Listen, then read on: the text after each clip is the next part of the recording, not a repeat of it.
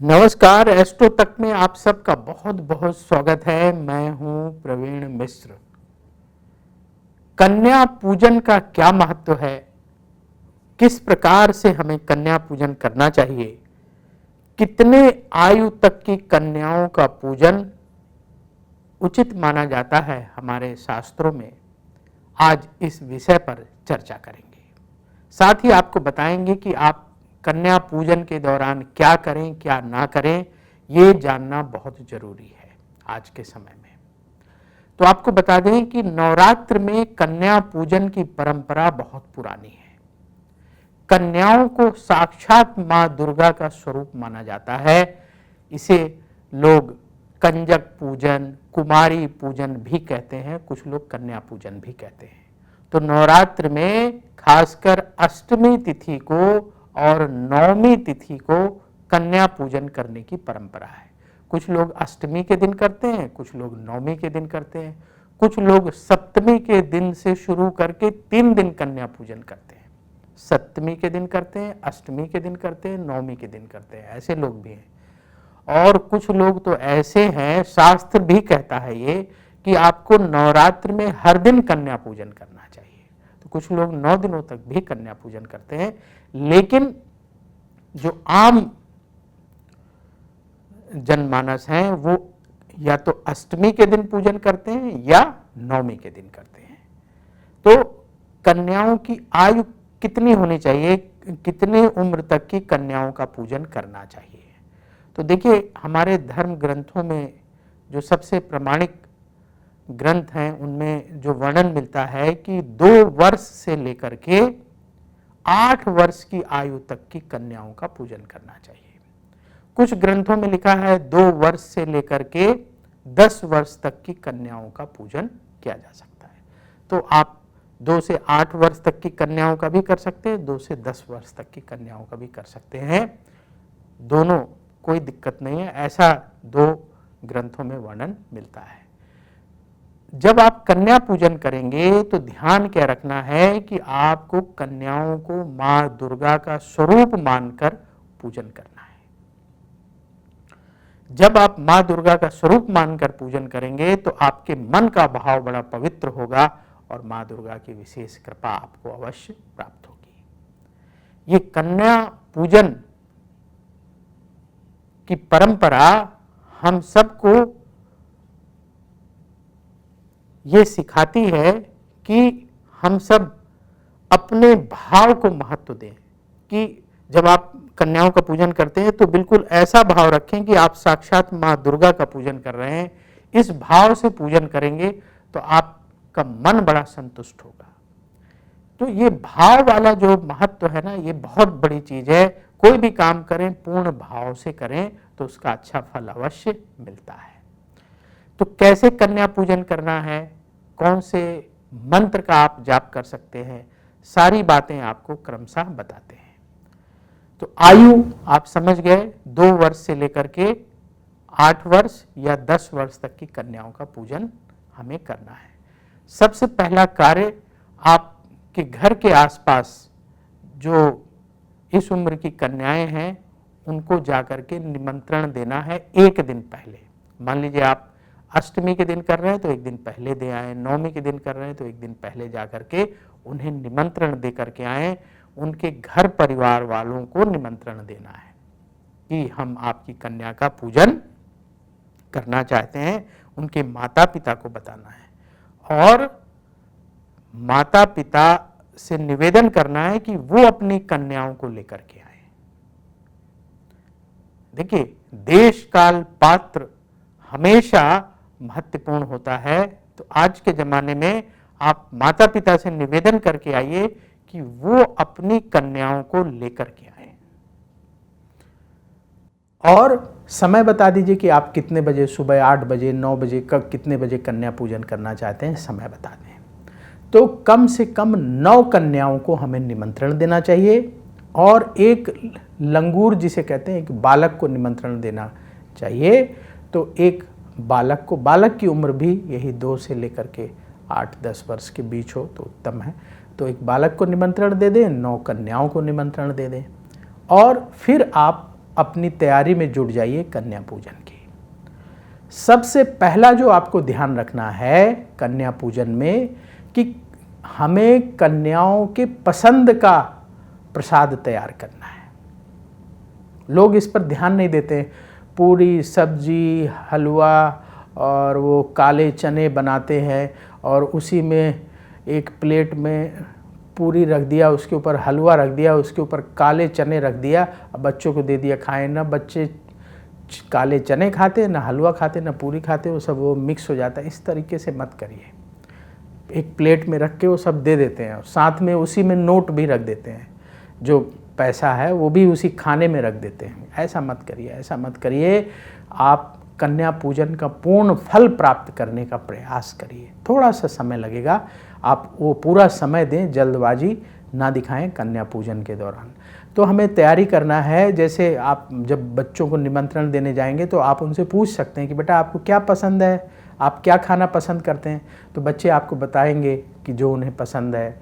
तो मान लीजिए कोई बच्चा कहता है खीर खाना पसंद है, किसी को पूरी ही पसंद है, किसी को पालक वाली पूरी पसंद है, किसी को और पसंद है। उनकी पसंद देखिए और कोशिश करें कि जो ज़्यादातर, जैसे 9 कन्याओं से आपने पूछा तो मान लीजिए 5-6 कन्याओं की पसंद की कोई चीज़ एक है तो उस चीज़ को ज़रूर बनाएं।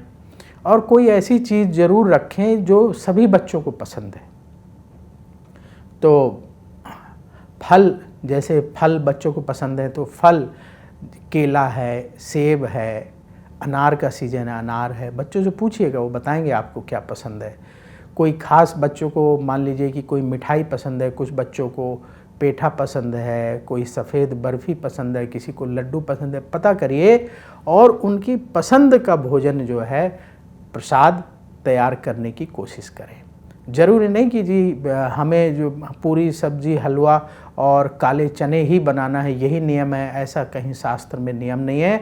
शास्त्र में नियम है कि कन्याओं को प्रसन्न करके अपने घर से विदा करें।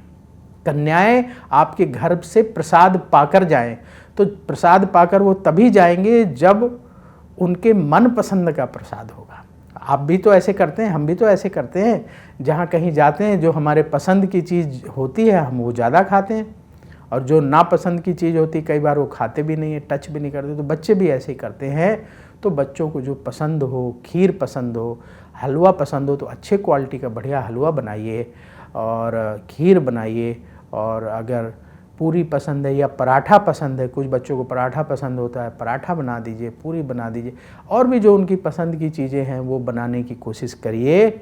और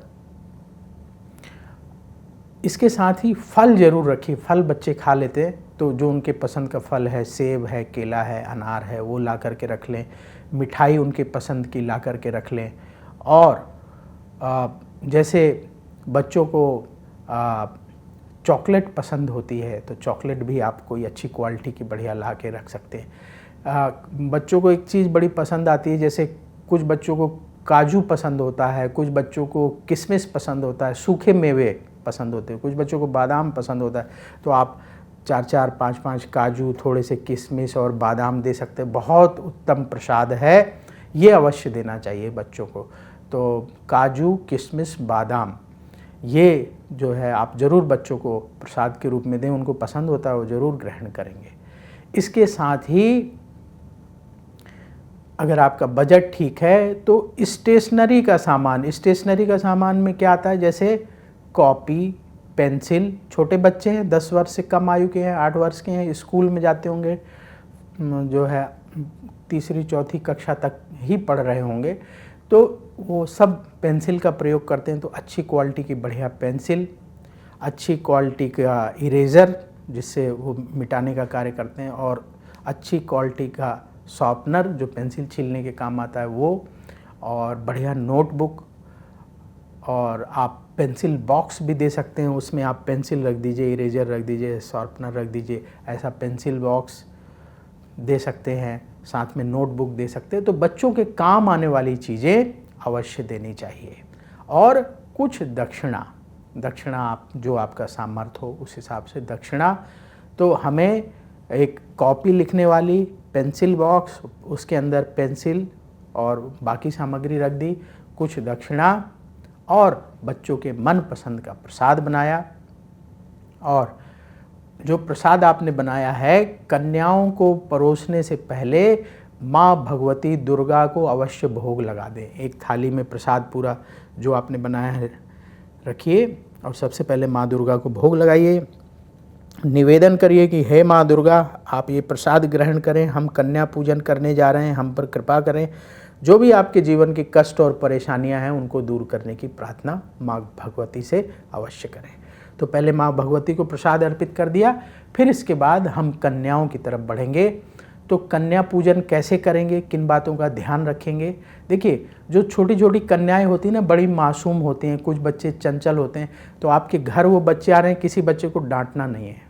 ये छोटी छोटी बातें हैं, बताना इसलिए ज़रूरी है कि कई बार लोग ध्यान नहीं देते हैं। कई बार हमारे पास ऐसे शिकायत आई कि फलाने घर में बच्चे गए थे, वहाँ किसी ने उनको बड़ा डांटा। ये जो प्रैक्टिकल लाइफ में प्रॉब्लम होती है वो मैं आपके साथ शेयर कर रहा हूँ। तो कभी आपके घर में उस दिन जो बच्चे आ रहे हैं, भले वो शरारती हों, कैसे भी हों, आप उनको बिल्कुल मत डांटिए। बड़े प्रेम से ध्यान रखिए कि वो कुछ ऐसा नुकसान ना करें आपका, लेकिन बड़े प्रेम से उनको टैकल करना है, बड़े प्रेम से। बच्चे बड़े मासूम होते हैं, छोटे बच्चे, और पवित्र होते हैं। ईश्वर के सबसे करीब होता है बच्चों का मन, इसलिए बच्चों के मन को किसी भी तरह से आप दुखी मत करिएगा। आप कन्या पूजन करने जा रहे हैं और कन्याओं का तो बिल्कुल भी मन दुखी ना होने पाए आपके व्यवहार से, आपकी वाणी से। ये पहली चीज़ है जो आपको ध्यान में रखना है। दूसरा, आपके स्वभाव में बड़ा प्रेम और विनम्रता झलकना चाहिए। जब बच्चे आपके घर आ रहे हैं ना, बड़े प्रेम और विनम्रता से उनका स्वागत करें। और फिर कन्याओं को आप सबसे पहले उनके पैर प्रक्षालन करें। उसके लिए क्या करना है, आपको एक छोटा सा पीढ़ा रख लें और पहले से ही एक बाल्टी में पानी, जल, शुद्ध जल रख लें, उसमें थोड़ा सा गंगा जल मिला लें और बड़े प्रेम से कन्याओं का पैर प्रक्षालन करें। और फिर एक, जैसे अगर घर में और सज्जन है तो एक आदमी पैर प्रक्षालन कर रहा है, दूसरा जो सज्जन है वो उनके पैर को उस एक टॉवल से अच्छे तरीके से पोंछ दें और फिर उन्हें उचित आसन पर बैठाएं। सबसे अच्छा होता है कि आप ज़मीन में आसन बिछा दें और वहाँ बैठा दें और क्रम से, बड़े प्रेम से कन्याओं को आप आसन पर सबसे पहले बैठा दें। फिर इसके बाद आप कन्याओं का पूजन करेंगे। बिल्कुल आराम से करिए, कोई जल्दबाजी मत दिखाइएगा। तो 9 कन्याओं को हमें कम से कम बुलाना है। 9 कन्याओं को हमने बैठा दिया और फिर एक बालक को, जिसे हम लंगूर कहते हैं या बहुत लोग बटुक कहते हैं, बटुक, तो उनको बैठा लिया। उसके पीछे परंपरा ये है, कुछ लोगों के मन में सवाल आ रहा होगा कि बालक को क्यों बैठाते हैं। तो ये जो बटुक है, बालक, कुछ लोग बटुक कहते हैं, कुछ लंगूर कहते हैं, तो ये देवी के द्वारपाल माने जाते हैं, तो उनकी भी पूजा की जाती है।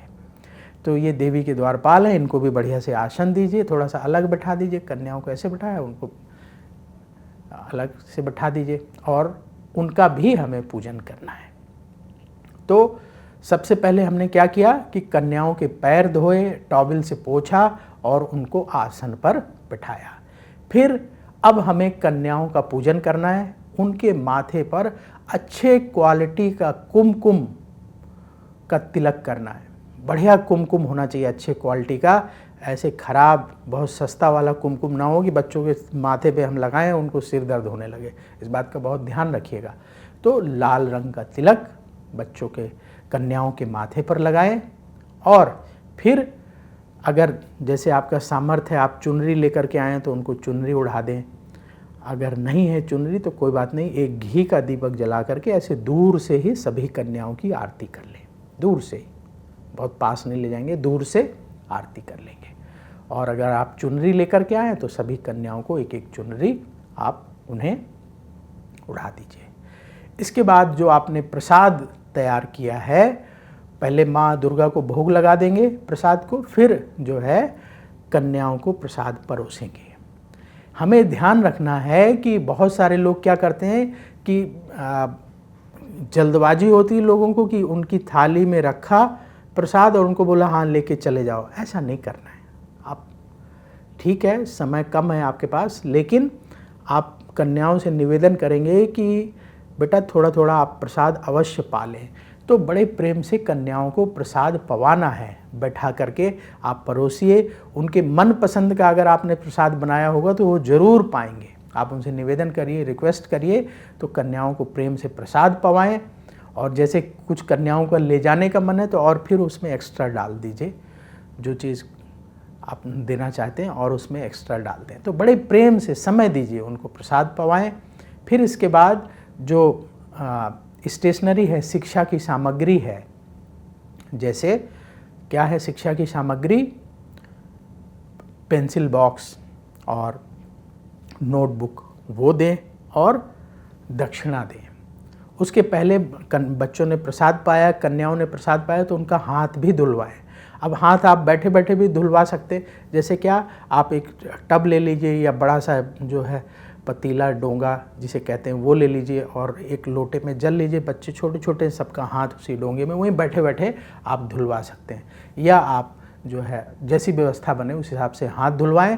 हाथ धुलवाने के बाद फिर बच्चों को आप दक्षिणा दें और जो उपहार है, शिक्षा सामग्री जैसे पेंसिल बॉक्स है, नोटबुक है, वो दें और पैर छूकर प्रणाम करें। एक एक बच्चे का, एक एक कन्या का पैर छूकर प्रणाम करें। अभी ये देवी के रूप में, बीच बीच में हम बच्चे बोल रहे हैं, लेकिन वो जो कन्याएं आपके घर आई हैं वो साक्षात देवी हैं, साक्षात माँ दुर्गा हैं। इस भाव से आपको पूजन करना है, इसी भाव से आपको उन्हें प्रणाम करना है। और कुछ लोग ये पूछ रहे होंगे कि पंडित जी मंत्र कौन सा हमें जपना चाहिए। एक बार किसी ने सवाल पूछा था, तो देखिए किसी भी माँ दुर्गा के मंत्र का जाप आप कर सकते हैं, या आपको बता देते हैं सरल मंत्र, या देवी सर्वभूतेषु शक्ति रूपेण संस्थिता नमस्तस्यै नमस्तस्यै नमस्तस्यै नमो नमः। तो इस मंत्र का 11 बार आप पाठ कर लें। इसके बाद फिर जो है कन्याओं को प्रसाद, जैसे जब आप आरती करेंगे ना, उसके बाद ये मंत्र 11 बार आप जप लीजिए। फिर इसके बाद प्रसाद पवाएं और कन्याओं को दक्षिणा दे करके, उपहार दे करके प्रेम पूर्वक अपने घर से विदा करें। अगर कन्याएं आपके घर प्रसाद पाकर जाएंगी तो आपको पुण्य बहुत ज़्यादा मिलेगा। तो जो लोग सिर्फ प्लेट दे देते हैं या टिफ़िन के डिब्बे में बंद करके विदा कर देते हैं, जिनके घर में कन्याएं बैठकर प्रसाद नहीं पाती हैं, उनको उतना पुण्य नहीं मिलता है। कुछ लोग तो गेट में ही खड़े होकर दे देते हैं, अंदर भी नहीं बुलाते और जो है विदा कर देते हैं, उनको उतना पुण्य नहीं मिलता है। जो लोग अपने घर में बैठ करके कन्याओं को प्रसाद पवाते हैं, उन्हें ज़्यादा पुण्य मिलता है। और एक निवेदन कि आजकल प्लास्टिक के टिफ़िन के डिब्बे, प्लास्टिक की प्लेट इस तरह की चली हुई है जो हानिकारक प्लास्टिक की बनी हुई होती हैं, और अगर उसमें हम भोजन रखते हैं, प्रसाद रखते हैं, तो वो प्रसाद दूषित हो जाता है, क्योंकि वो खराब प्लास्टिक से बनी हुई प्लेटें हैं। तो कृपया करके उस तरह के टिफ़िन, उस तरह की प्लेट लेकर ना आएँ, उसमें कन्याओं को भोजन ना दें। क्योंकि अगर कन्याओं ने उस प्लेट में रखा हुआ भोजन ग्रहण किया और उससे उन्हें कुछ नुकसान हुआ, तो आपको पाप पड़ेगा। बाज़ार में बहुत मिल रहा है, तो आप उससे बचिएगा। पुण्य कमाइए, पाप मत कमाइए। लोगों को ध्यान नहीं रहता लोगों को, क्योंकि दुकान वाले तो कह देंगे बड़ी अच्छी है, बड़ी अच्छी है, ले जाइए, उन्हें बेचना है, और आपको सस्ते में दे दिया, आप सस्ते के चक्कर में ले आए। ऐसा मत करिएगा। अगर आपको बहुत देने का मन है कि नहीं हमें टिफ़िन में ही देना है, तो आप स्टील के लेकर आइए, स्टील के टिफ़िन बॉक्स लेकर के आइए अच्छे क्वालिटी के, उसमें रखिए प्रसाद और फिर कन्याओं को दीजिए। सबसे उत्तम जो शास्त्रीय विधान है कि अपने घर में बैठा करके जो पत्तल है, पत्तल मिलते हैं ना डिस्पोजल वाले पत्तल, उसमें बैठ करके पवाएं। पत्तल उनको बैठ करके डिस्पोजल वाले पत्तल में प्रसाद दें और घर में बैठा कर पवाएं। नई व्यवस्था बन पा रही है तो आप पत्तल में प्रसाद दे करके उन्हें विदा करें।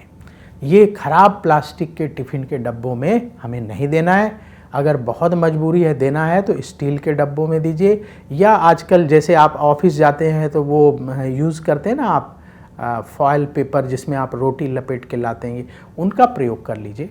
जो फूड के लिए अच्छे वो हैं बर्तन हैं उनका प्रयोग करना है, जो फूड के लिए अच्छे रैपर हैं उनका प्रयोग करना है, फॉयल पेपर जो फूड के लिए अच्छे हैं उनका प्रयोग करना है। इसमें लापरवाही नहीं करना है। कन्याओं को ऐसी प्लेट में भोजन नहीं देना है जो भोजन को दूषित कर दे और उनके स्वास्थ्य को खराब करे। ये विनम्र निवेदन है, इसका ज़रूर ख्याल रखें क्योंकि ये प्रचलन बहुत बढ़ रहा है। लोग खराब प्लास्टिक में दे रहे हैं, तो ज़्यादातर जो समझदार बच्चे हैं वो तो फेंक ही देते हैं लेकिन जो बेचारे समझदार नहीं हैं, छोटे हैं, मासूम हैं, कई बार वो खा लेते हैं, तो वो जो है उनका स्वास्थ्य खराब होता है और आपको पाप मिल सकता है, मिलेगा ही मिलेगा। तो इसलिए ऐसा कृत्य बिल्कुल ना करें। और विनम्र भाव से आपने कन्याओं को विदा किया तो अवश्य माँ दुर्गा की कृपा आपको प्राप्त होगी और कन्या पूजन का पूर्ण फल मिलेगा। तो कन्या पूजन के बारे में आपके मन में कोई सवाल है तो कमेंट बॉक्स में ज़रूर लिखिएगा और अपने करीबी लोगों को जो आपकी बात मानते हैं उन तक कन्या पूजन का ये वीडियो ज़रूर पहुंचाइएगा ताकि वो भी लाभ उठा सकें और सही तरीके से कन्या पूजन कर सकें। तो कमेंट बॉक्स में आपके मन में जो भाव हैं ज़रूर लिखें और जय माँ दुर्गे अवश्य लिखें। माँ दुर्गा की कृपा से आपके जीवन में जो कष्ट और परेशानियां हैं वो दूर होंगी। बोलिए जय माँ दुर्गे। अगर आप मुझसे जुड़ करके अपनी समस्याओं का समाधान चाहते हैं और चाहते हैं कि आपकी समस्याओं को ज्योतिष के माध्यम से सुलझाया जाए तो आप हमसे संपर्क कर सकते हैं, जुड़ सकते हैं एस्ट्रो तक पर।